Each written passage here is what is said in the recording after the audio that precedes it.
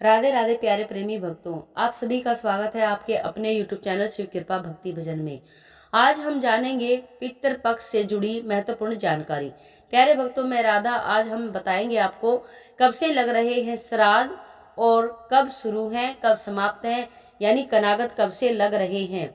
इन दिनों में क्या करें, क्या ना करें, क्या खास विशेष उपाय है जो आपको सुख समृद्धि प्रदान करें। तो प्यारे भक्तों, जो भी भक्त इस वीडियो पर पहली बार है, इस चैनल पर पहली बार है, तो चैनल को सब्सक्राइब कर ले। अगर वीडियो पसंद आए तो लाइक भी जरूर करें। चैनल को सब्सक्राइब करके घंटी का बटन दबाएं।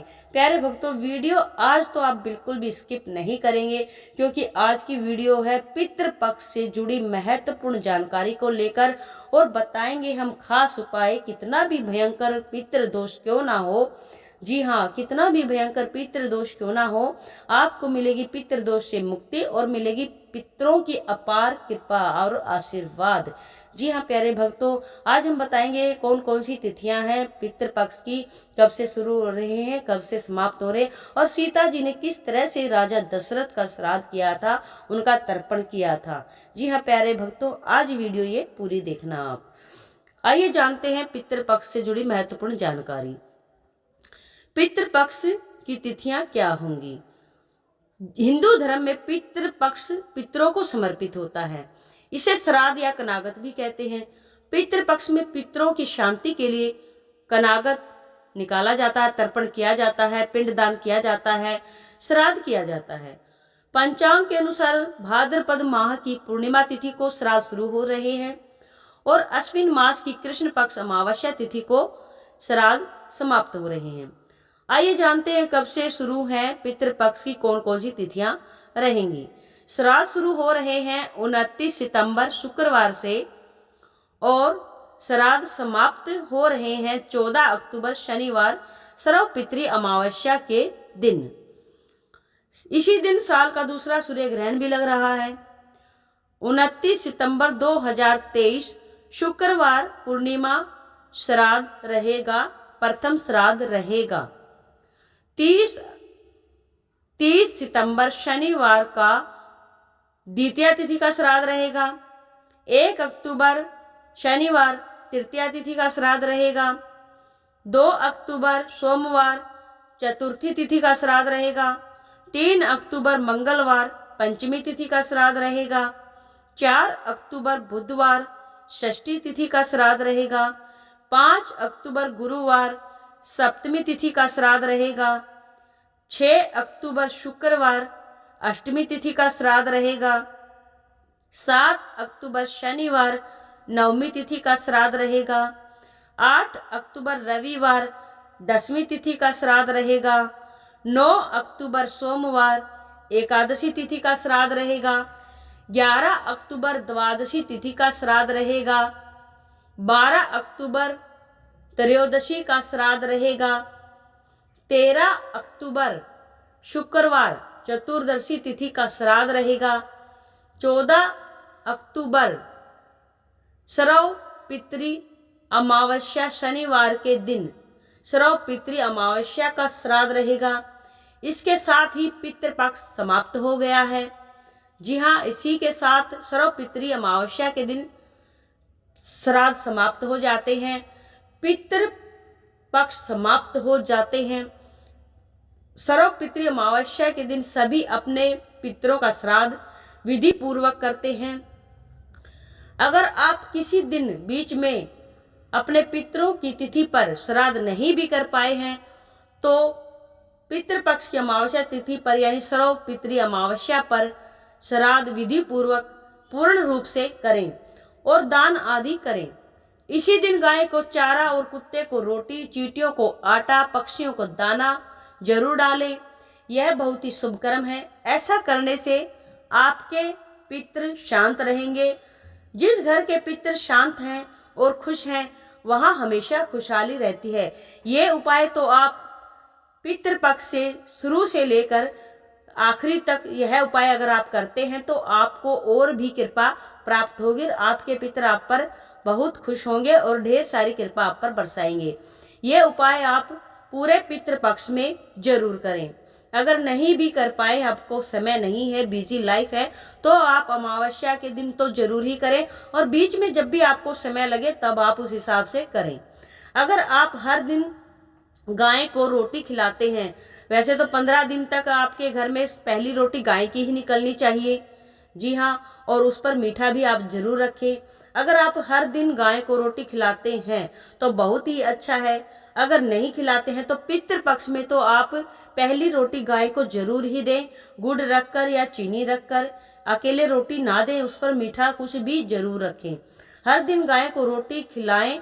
अगर हो सके तो अमावस्या के दिन ब्राह्मणों को भोजन कराकर दान दक्षिणा जरूर दें। पितरों को खुश रखना हमारा सबसे पहला कर्म और धर्म है। भगवान श्री कृष्ण ने स्वयं कहा है, जिस घर के पितृ रुष्ट हैं वहां भगवान भी कुछ नहीं करते हैं। यानी घर के भगवान होते हैं पितृदेव। यह सब करके भोजन में से एक हिस्सा कौवे का, एक हिस्सा गाय का जरूर निकालें। यह सब करके आप अपने पितरों से निवेदन करें, भोजन ग्रहण करने का निवेदन करें, क्योंकि उनको बोले आप, हे पितृदेव, आपके निमित्त मैं ये कर रहा हूँ, इसे स्वीकार करें और क्षमा याचना करें। जाने अनजाने कोई गलती है तो आप उनसे बोलो, हे मेरे प्रभु, मेरे देव, मेरे पितृदेव, अगर हमसे कोई त्रुटि रह गई, कोई गलती हो गई हो तो मैं आपसे क्षमा याचना करता हूँ या करती हूँ, हमें माफ़ करो, हमारे दोष को बिना देखे ही हमें माफ़ करो, हमारे दोष ना देखो, हम पर कृपा करो, हम बालक हैं, मूर्ख हैं, अज्ञानी हैं। ऐसा कहकर आप क्षमा याचना करेंगे। पौराणिक मान्यताओं के अनुसार कहा गया है कि कौवे हमारे जो पूर्वज हैं, हमारे जो पितृदेव हैं, उनके रूप में आते हैं, इसीलिए कौवों को भोजन जरूर देना चाहिए। उनको भोजन आप ढूंढें, छत पर आप उनके लिए भोजन रख दें और पानी का भी प्रबंध करें, पानी की व्यवस्था भी करें। ये खास उपाय पितृपक्ष के दिन अगर आप दक्षिण दिशा की तरफ मुख करके एक दिया, अगर उनके नाम का पितृपक्ष के दिनों में अगर अपने पितरों के नाम का एक दिया लगाते हैं तो इससे भी आपके पितर आप पर खुश होंगे। और पितृपक्ष के दिन आप जल्दी उठें, घर के मुख्य दरवाजे को साफ करें, पानी से धोएं। ऐसा करने से आपके पितर आपके घर में सुख संपन्नता प्रदान करेंगे, आपको आशीर्वाद प्रदान करेंगे। अगर आप ऐसा ना कर सके तो किसी कारण से अगर आपके पास समय नहीं है तो आप दक्षिण दिशा की तरफ मुख करके, अगर आप दिया नहीं लगा सकते हैं, अगर कोई उलझन है, कोई परेशानी है, वो तो आप ही जानते हैं। अगर नहीं भी कर सकते तो वो भी मैं बता देती हूँ। दक्षिण दिशा की तरफ मुख करके आपको अपने पितरों का ध्यान करना है। जी हाँ, आपको अपने पितरों का ध्यान करना है। और ये उपाय अगर आप करेंगे, जो आपको ये उपाय बताए हैं मैंने, अगर आप ये उपाय करेंगे तो आपके घर में खुशहाली लाने से कोई नहीं रोक सकता है, क्योंकि जब पितर खुश हैं तो उस घर में हमेशा खुशहाली बनी रहती है, हर रोज दिवाली रहती है। जी हाँ, पितरों का आशीर्वाद प्राप्त करना बहुत ही जरूरी है। आइए जानते हैं अब हमें क्या नहीं करना चाहिए। पितृपक्ष में हमें बाल नहीं काटने चाहिए, पितृपक्ष में हमें नाखून नहीं काटने चाहिए, कोई भी नया सामान नहीं खरीदते हैं, कोई भी नया सामान नहीं खरीदते हैं, और कोई भी किसी कार्य का शुभारंभ भी नहीं करते हैं इन दिनों में। और अगर इन दिनों में आपको क्या नहीं खाना चाहिए, आपको मसूर दाल, चना, राजमा, अलसी, बैंगन, कढ़ी आदि इन सब चीज़ों का भी परहेज करना चाहिए। कहते हैं कि इन्हें भी पितृपक्ष में नहीं खाते हैं। पितरों को आप इन दिनों, जब आपके पितर की श्राद्ध की तिथि आती है, तब आप उनके पसंद का भोजन आप उनको अर्पण जरूर करें। अगर आप पितरों के दिन, जो पितरों की तिथि होती है उनके दिन अगर आप उनकी पसंद का खाना बनाते हैं तो पितर देव प्रसन्न हो जाते हैं। और इन दिनों जब आप श्राद्ध निकालें अपने पितरों का तो दान जरूर करें। ऐसा करने से अगर आपके कारोबार में कोई रुकावट आ रही है तो वो भी आपकी खत्म हो जाएगी। जी हाँ, और आपके बिगड़े काम बनने लग जाएंगे, आप पर पितरों की अपार कृपा बरसने लग जाएगी। जहाँ पितर खुश वहाँ सब देव भी खुश, और आप पर हमेशा कृपा बरसती रहेगी। पितृ दोष कितना भी भयंकर क्यों ना हो, अगर आप इस तरह से करेंगे पूजा पाठ, इस तरह से दिल में भाव रखेंगे, तो आपके पितृ दोष भी शांत हो जाएंगे। जिस घर के पितृ नाराज होते हैं उस घर में कभी भी खुशहाली नहीं आती है, कभी भी सुख शांति नहीं रहती है, कभी भी बरकत नहीं रहती है। हमेशा कलह कलेश झगड़ा बना रहता है, परिवार में आपसी तनाव बना रहता है। ये उपाय अगर आप करेंगे तो आपके पितृ आप पर सर्वदा ही आशीर्वाद रखेंगे और आप पर कृपा बरसाएंगे और आपको पितरों की कृपा प्राप्त होगी। आइए जानते हैं इस कथा के अनुसार श्राद्ध कर्म की विधि कैसे माता सीता ने अपने ससुर राजा दशरथ का श्राद्ध किया था। जी हाँ, श्राद्ध वनवास के दौरान श्री राम और लक्ष्मण माता सीता पितृपक्ष में श्राद्ध करने के लिए बिहार के गया पहुंचे। वहां ब्राह्मण ने श्री राम जी और लक्ष्मण जी को श्राद्ध सामग्री लाने को कहा। श्री राम और लक्ष्मण सामग्री लेने निकल पड़े। वहां माता सीता नदी के किनारे बैठी रही। राजा दशरथ की व्यग्रता बढ़ती जा रही थी। श्री राम और लक्ष्मण नहीं लौटे। श्राद्ध का मुहूर्त भी निकला जा रहा था। राजा दशरथ को भूख लगी, वह भूख से व्याकुल थे। तो फिर माता सीता से उन्होंने पिंड की मांग की। माता सीता तो सोच में पड़ गई। सीता जी ने सोचा कि मैं क्या करूं। अब राजा दशरथ की व्याकुलता को देखते हुए माता सीता ने निर्णय लिया कि वह स्वयं ही अपने ससुर राजा दशरथ जी का पिंडदान करेगी। उन्होंने फाल्गुनी नदी, वट वृक्ष, गाय, तुलसी, कौवा, इन सब को साक्षी माना और स्वर्गीय राजा दशरथ का पिंडदान विधि विधान से किया।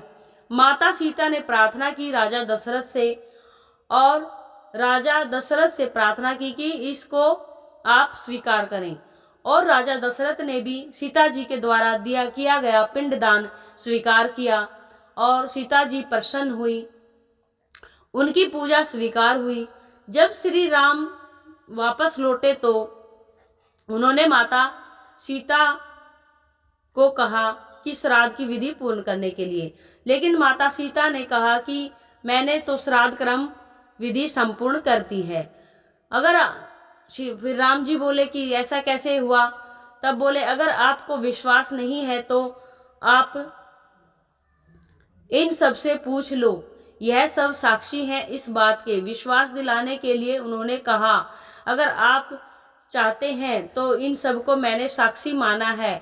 फाल्गुनी नदी, वट वृक्ष, तुलसी, गाय, ब्राह्मण, इन सब के सामने मैंने श्राद्ध कर्म की विधि पूर्ण की है। आप इनसे पूछ सकते हैं। भगवान श्री राम ने उनसे पूछा तो गाय, तुलसी, फाल्गुनी नदी, ब्राह्मण, कौवा, इन पांचों ने झूठ बोल दिया और कहा कि सीता जी ने कोई भी श्राद्ध कर्म नहीं किया है, कोई भी पिंडदान नहीं किया है। लेकिन वट वृक्ष ने सच कहा। श्री राम जी से कहा कि सीता जी ने सब कुछ विधि विधान से किया है, श्राद्ध कर्म की विधि पूर्ण की है। इन सबको साक्षी मानकर, हम सबको साक्षी मानकर सीता जी ने यह कर्म किया है, राजा दशरथ का पिंडदान किया है। इन पांचों के झूठ बोलने पर सीता जी ने इन पांचों को श्राप दे डाला। फाल्गुनी नदी को कहा कि आज से तुम सिर्फ नाम की नदी रहोगी, नाम की नदी रहोगी, तुम्हारे अंदर कभी भी पानी नहीं रहेगा। गाय को श्राप मिला कि तुम पूजनीय होकर भी तुम्हारे सिर्फ पिछले हिस्से की पूजा होगी और खाने के लिए तुम्हें दर दर भटकना पड़ेगा। सीता जी ने ब्राह्मण को भी श्राप दिया कि कभी भी तुम संतुष्ट नहीं होगे, कोई तुम्हें कितना भी दान दे ले, कभी तुम तृप्त नहीं होगे, कभी तुम्हारी तृप्ति नहीं होगी, हमेशा तुम्हारी नीयत में खोट रहेगा। तुलसी माता को श्राप दिया कि वह गया की मिट्टी में कभी भी हरी भरी नहीं रहेगी। और गाय को भी श्राप दिया और तुलसी जी को भी श्राप दिया और ब्राह्मण को भी श्राप दिया। अब इनके बाद माता सीता ने कौवे को भी श्राप दिया कि तुम हमेशा दूसरों का छीन कर खाओगे, लड़ झगड़ कर खाओगे। इन पांचों को श्राप दिया। वहीं वट वृक्ष को भी वरदान दिया। वट वृक्ष ने सच बोला तो वट वृक्ष को माता सीता ने वरदान दिया कि तुम्हारी लंबी आयु होगी, हमेशा तुम हरे भरे रहोगे। पतिव्रता स्त्री हमेशा तुम्हारी पूजा करके अपने पति की लंबी आयु, लंबी उम्र की कामना करेगी। वट वृक्ष को पूजनीय माना गया है। प्यारे भक्तों, यह सब मैंने विधि आपको बता दी है। श्राद्ध कब से शुरू हो रहे हैं, आपको क्या करना चाहिए, इन दिनों क्या उपाय है खास, मैंने बहुत ही कारगर और सटीक उपाय आपको बता दिए हैं। अब करना ना करना आपकी मर्जी है। अगर आप करेंगे तो आप पर कृपा बरसेगी पितरों की और आपको ढेर सारा आशीर्वाद मिलेगा और आपको सुख समृद्धि भी प्रदान होगी। तो आज की वीडियो आपको कैसी लगी प्यारे भक्तों? आइए आपसे विदा लेते हैं। अगर वीडियो पसंद आती है तो प्लीज़ लाइक शेयर सब्सक्राइब जरूर करें। बोलो राधे राधे राधे राधे। हमेशा पितृदेव आपके खुश रहें। आज के लिए इतना ही।